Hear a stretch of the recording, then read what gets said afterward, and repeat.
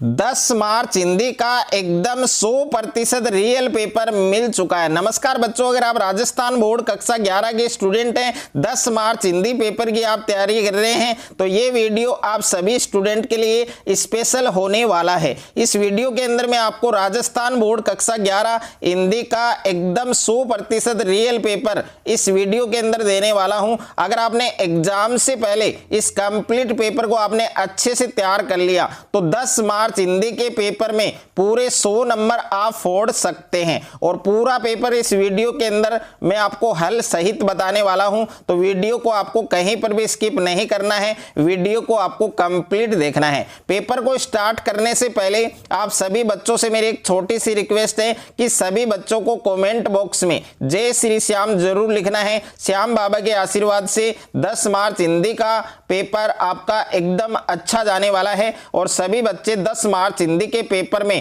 पूरे 100 नंबर फोड़कर आने वाले हैं। तो सभी बच्चों को कमेंट बॉक्स में जय श्री श्याम हारे का सहारा जरूर लिखना है। पेपर के अंदर सबसे पहले आपको अनुक्रमांक का रोल नंबर है वो यहां पर आपको अंकों में लिखना है और यहां पर बच्चों रोल नंबर आपको शब्दों में लिखना है। और पेपर में कुल आपको 23 प्रश्न दिए गए हैं और समय है, टाइम है वो आपको 3 घंटे 15 मिनट दिए गए हैं। तो 3 घंटे 15 मिनट में हिंदी का ये पूरा पेपर आपको हल करना है। पूर्णांक आप देख सकते हैं 100 नंबर का ये पेपर आपके होने वाला है। अगर आप भी 10 मार्च हिंदी के पेपर में पूरे 100 नंबर अगर आपको फोड़ने हैं, पूरे 100 नंबर अगर आपको लाने हैं, तो ये पूरा पेपर आपको एग्जाम से पहले अच्छे से आपको तैयार करना है। पेपर के अंदर दोनों साइड में आप देख सकते हैं QR कोड है और कक्षा 11वीं वार्षिक परीक्षा एनुअल एग्जामिनेशन 2026 का ये पेपर है, आपके हिंदी का पेपर है, हिंदी अनिवार्य का पेपर है। और पेपर का कोड आप देख सकते हैं 1103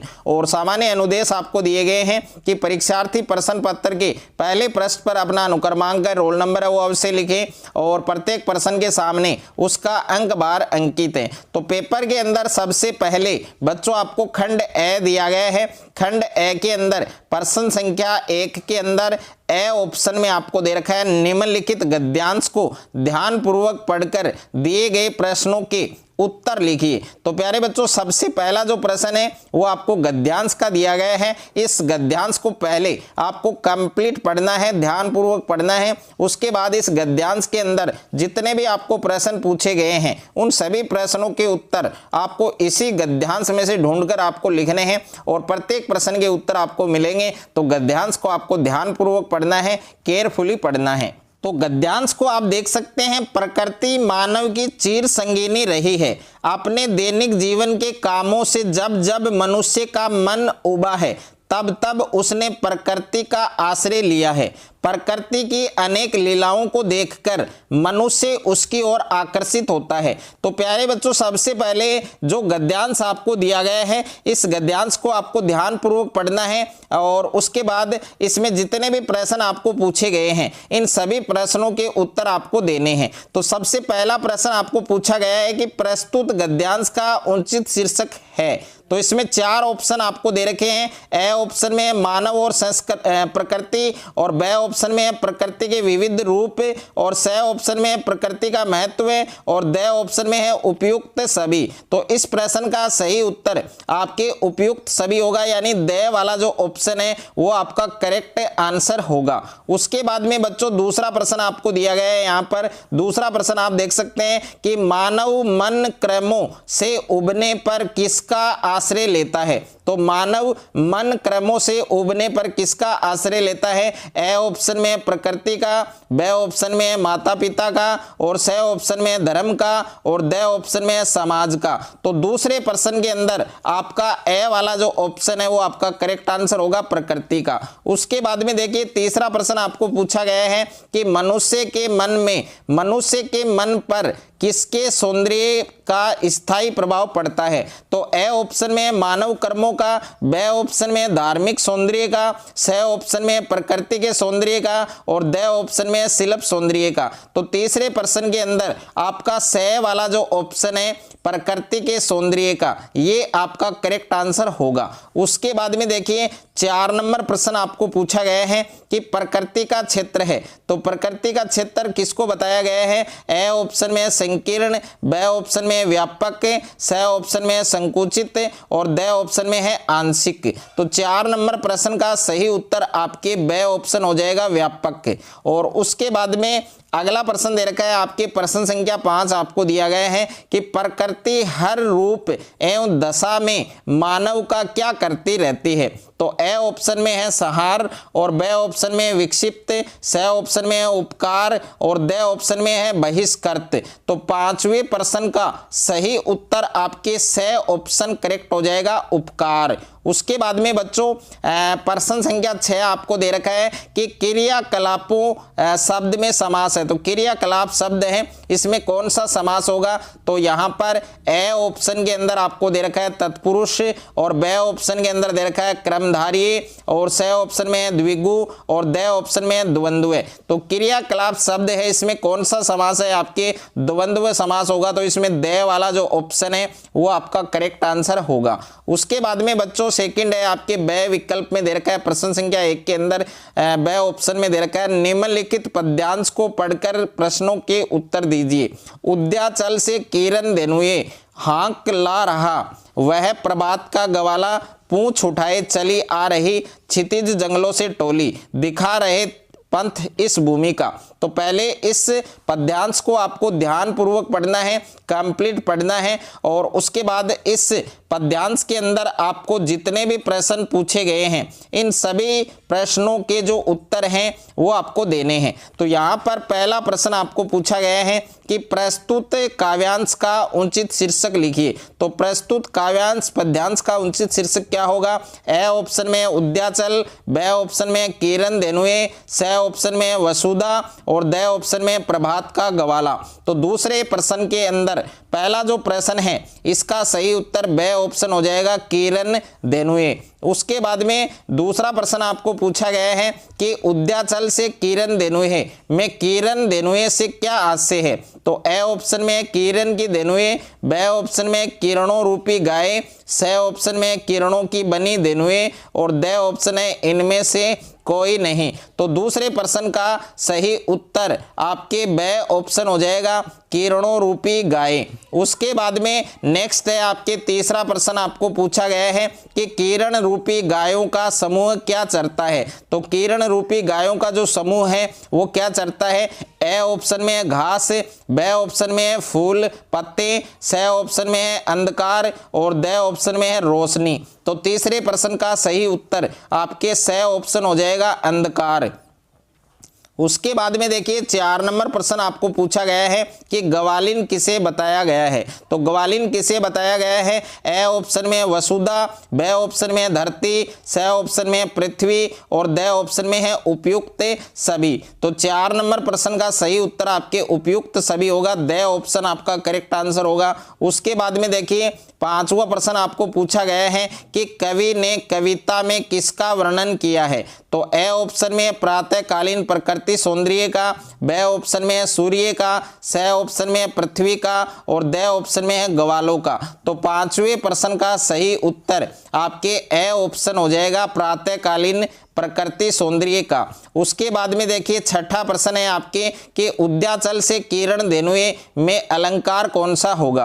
तो यहाँ पर ए ऑप्शन में है उपमा, ब ऑप्शन में है रूपक, स ऑप्शन में है उत्प्रेक्षा और द ऑप्शन में है मानवीकरण। तो इसमें कौन सा अलंकार होगा, इसमें रूपक अलंकार होगा। तो ब वाला जो ऑप्शन है वो आपका करेक्ट आंसर होगा। उसके बाद में देखिए दूसरा प्रश्न आपको पूछा गया है कि रिक्त स्थानों की पूर्ति कीजिए। तो इसमें पहला प्रश्न है कि वाक्य प्रयोग में सदैव एक जैसा रहता उसे अविकारी या कौन सा शब्द कहते हैं। तो पहले रिक्त स्थान के अंदर आपको लिखना है बच्चों अवयव। क्या लिखना है, अवयव। तो पहला रिक्त स्थान है इसमें आपके अवयव आएगा। ओके, यानी अवयव नाम है ये आपको सही से लिखना है, इसमें किसी भी प्रकार की कोई गलती आपको नहीं करनी है, अन्यथा आपके नंबर है वो कट सकते हैं। दूसरा प्रश्न है कि जिस शब्द के अर्थ प्रसंगानुसार एक से अधिक होते हैं उन्हें कौन सा शब्द कहते हैं। तो उन्हें बच्चों अनेकार्थी शब्द कहते हैं। क्या कहते हैं, अनेकार्थी शब्द।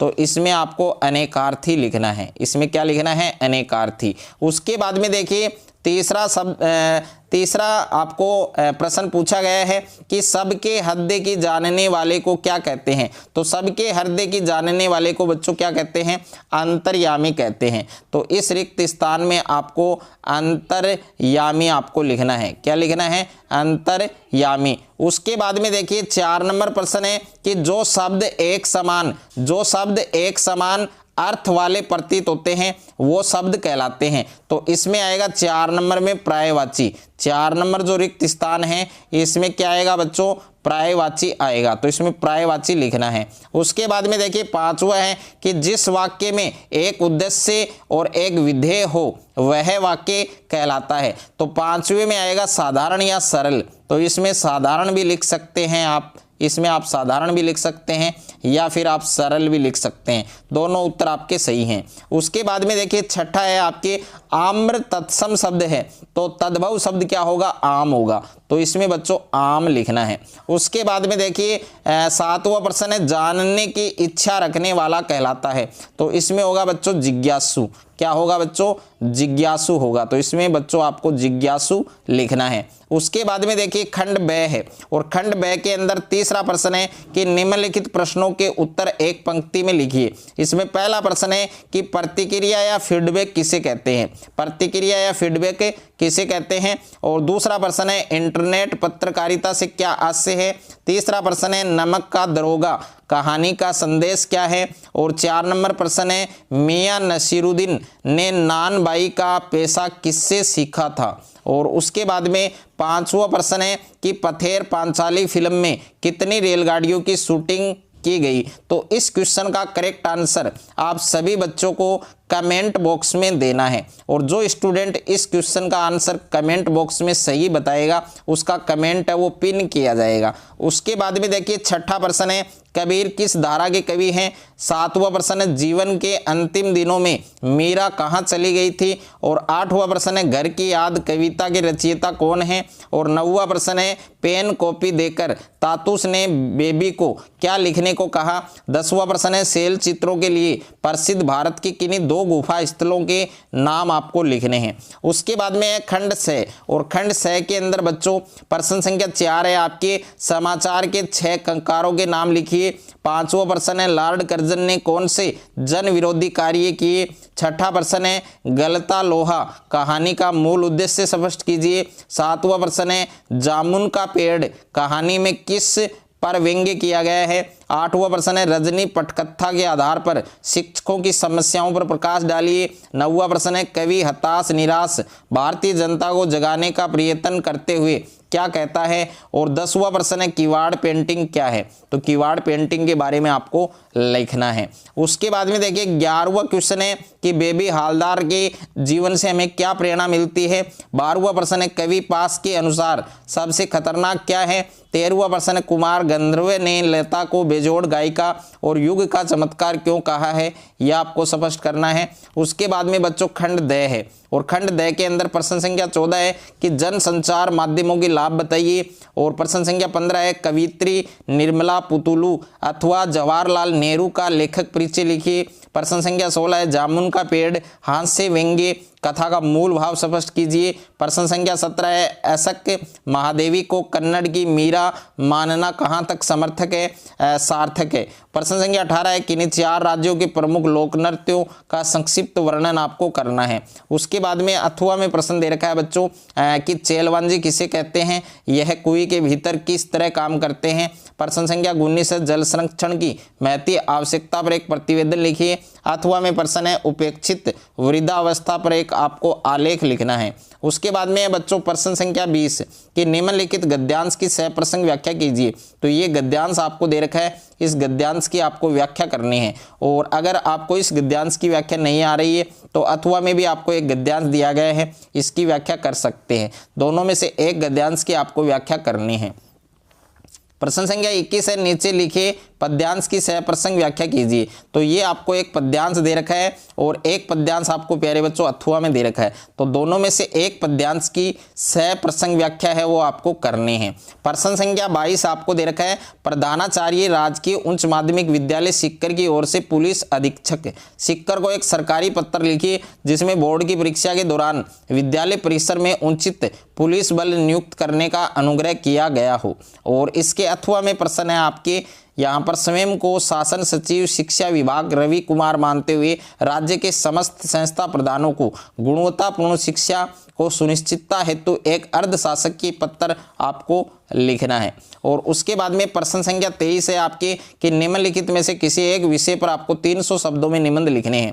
आपको 4 निबंध दे रखे हैं। पहला है शिक्षित नारी सुख समृद्धिकारी, और दूसरा है अनुशासन पूर्ण जीवन ही वास्तविक जीवन है, तीसरा है मतदाता जागरूकता लोकतंत्र की महती आवश्यकता, 4 नंबर है सोशल मीडिया का बढ़ता प्रयोग और उसका प्रभाव। तो ये 4 निबंध आपको दिए गए। इन 4 में से आप कौन सा निबंध एग्जाम के अंदर लिखेंगे वो आपको कमेंट बॉक्स में बताना है। अगर आपको ये वीडियो अच्छा लगे तो वीडियो को ज़्यादा से ज़्यादा बच्चों के साथ शेयर करें, ज़्यादा से ज़्यादा वीडियो को लाइक करें, और चैनल पर आप नए हैं तो चैनल को सब्सक्राइब कर लीजिए और साथ में नोटिफिकेशन बेल को प्रेस कर लीजिए।